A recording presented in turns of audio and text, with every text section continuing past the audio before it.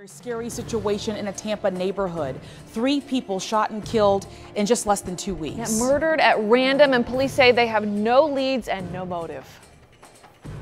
We're not going to be held hostage by whoever's doing this.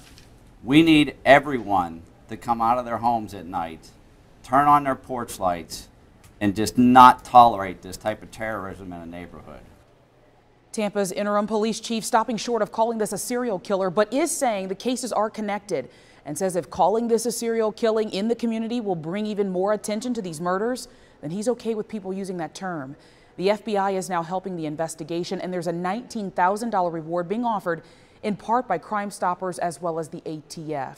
Now, I want you to take a look at this map right here. We're trying to show you kind of in proximity where all of this happened, just to give you a better idea here of where those shootings were. So this is in like the southeast area of Seminole Heights, south of Hillsborough, and east of 275 at Nebraska. And the pictures are the indicators of where each of these took place. These locations less than 15 minutes walking distance from each other. The Now's Carson Chambers is live in the area where the 3rd shooting happened just last night. Carson.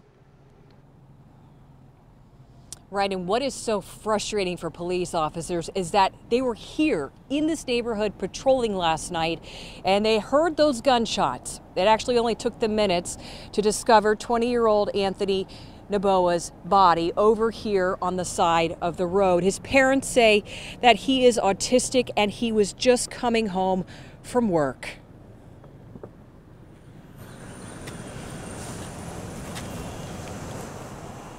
Now, Anthony's dad says his son got on the wrong bus to come home. His life is nothing.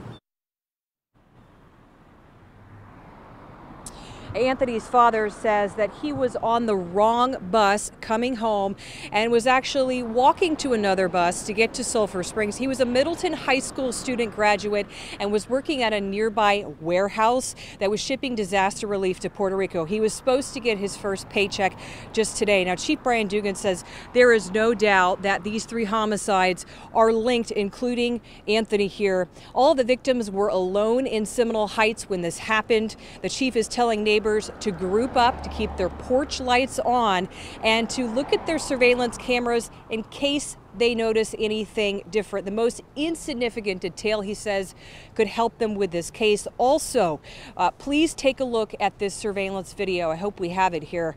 It was put out by Tampa Police. It shows a person walking in an area near the 2nd murder on that night. They say this person is wearing a gray hoodie.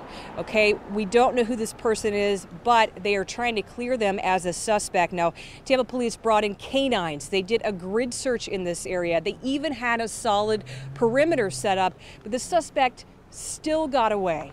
Tonight, there is a $19,000 reward for any information that leads to an arrest. We are live in Tampa. I'm Carson Chambers for the Now Tampa Bay.